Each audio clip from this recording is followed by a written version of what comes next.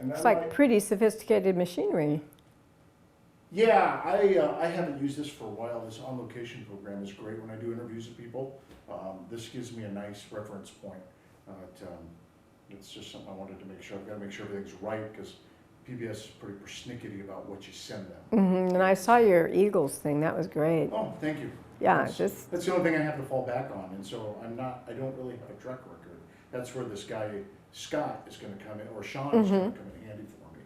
But well, you know, let me start by this, right? I need you to identify yourself by just saying something to the effect, and I don't want to tell you what to say, but I can tell you kind of what I'm looking for, because like I said, I'm going to use just sound bites, right, clips, and I'm looking for maybe saying, my name is PamWpart1, and I was married to the pilot, or something to that. To John Glisky, the pilot of the dope plane. Yeah. That would work. Isn't that what it's called, the dope plane? The dope plane, yeah. I tried not to read too much. Yeah. In all those years, it was pretty depressing read. Because there were so many different angles on the story. There were so many weird things happening. So you try to not think about that stuff. I mean, it was done over and, you know, big question mark if he was dead or not. Yeah. That was the main question mark in my mind. I figured he was South America somewhere. Really? I would go back to Seattle and people would tell me, oh yeah, we heard John was on a big sailboat down in South America or down in Australia. They sighted him, and on and on and on and on for years. Every time I go up there, someone tells me they've seen him again. And you're like, man, let it lie. And really, Rick, the only reason I put this to bed in my head was because Rick confirmed it was him. There was no confirmation that it was John. I mean, I had a death certificate, but you think all sorts of things if you want to. So I was just happy to think he was alive in South America. Interesting, I never heard about that. That someone would keep someone else alive in their head? Well, no, I mean, I can understand that. I mean, it's along the same line that people, you know, like... You don't have a body. Yeah. If you don't have a body, it's hard to say that's it. If you have a body, then it's, oh, okay, well, I can't deny that. But the other stuff was all so surreal. The whole thing, the whole lifestyle, the years was just always so surreal, and it was so fast, and you know, anything could have happened. Anything could have happened. The furthest thing from my mind was he actually crashed. If he crashed, I'm pretty sure he got out, because that was the kind of guy he was. And knowing me the way he did, he knew I would have called the cops. I wouldn't have gone to his partner and said, go look for him. I would have gone to the authorities and say, find the son of a bitch. He's got 3 tons of marijuana aboard it. You know, you're going to want to find him, and I'll give you all the other guys if you do. That's the kind of person I am. And when your man's down, you'll do anything. You put yourself at risk in any way you have to. It just, I mean, I was in Mexico looking for him. With my feet bandaged up, I'd had an operation. I had stitches that broke open in Mexico. I just had a big operation down there, and he'd gone missing. But, I mean, that kind of that's one of the questions I was going to ask you. Prior to this, I mean, give me kind of, the only thing I hear about John is from Rick. Tell me what he was like. What was his personality like? What was his John was humor? just, if you could think of a John Wayne, that's John.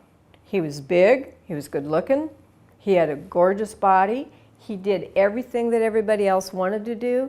He rode motorcycles, he flew airplanes when we were young. We were 15 when we first got together, and he went down the runway like this, you know, and picked me up at a dirt strip down the road, and we flew off, you know, before he had his pilot's license. I mean, we were both crazy. I mean, I didn't think a thing of it, getting in an airplane with him, that he wasn't even a pilot yet. I mean, a certified pilot. He didn't have the hours for his pilot's license. I thought nothing of getting in the airplane with him. Not a thing. I thought nothing of getting on the back of his motorcycle and going 110.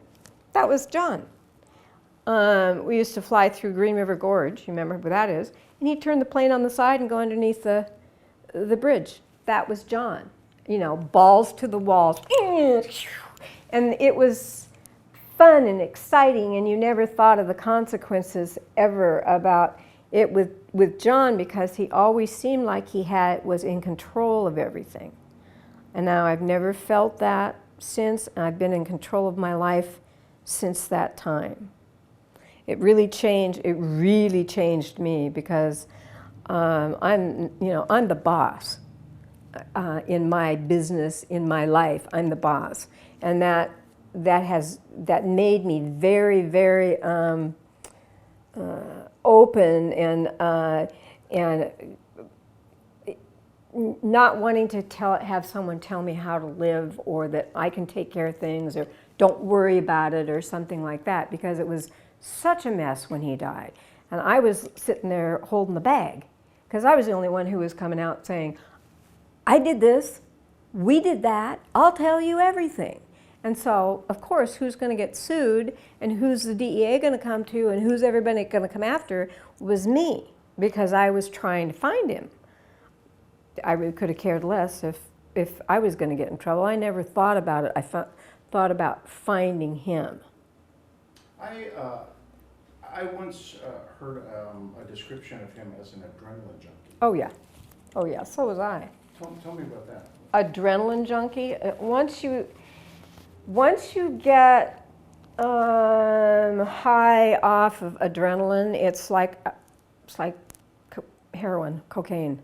It's that rush. Well, as a cop, you must know what an adrenaline rush is, you know, and the bang you get after it.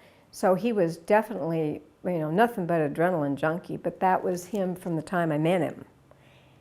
Once he went to Vietnam, I think that John got he got tainted in the fact that prior to going to Vietnam, he would have never done anything illegal, ever, ever, ever. That was not in his scope of being.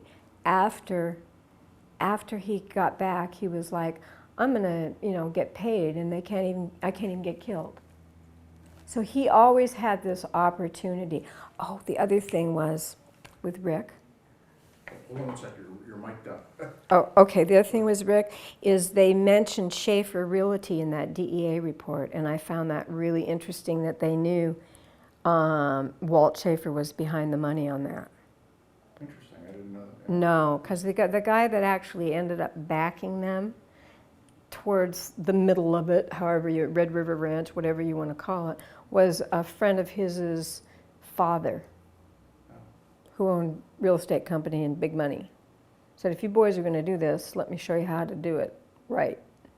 And that's when things changed, but they hadn't changed that much, because we knew everybody. We went to high school with them. It was the good old boys, When it got weird for me is when Dennis went to jail. His original partner went to jail, got busted with that little amount of cocaine, and went to jail, and then Jeffrey, the attorney, introduced John to these other people. And that's when I got out of the picture. I said, I'm leaving. And I went to Hawaii and lived. Go ahead and picture that. Because it wasn't just our friends anymore. And that became, there's nothing that ties you to these people at all but money. Well, and the money got too big. I was going to ask about that. I have a question about that.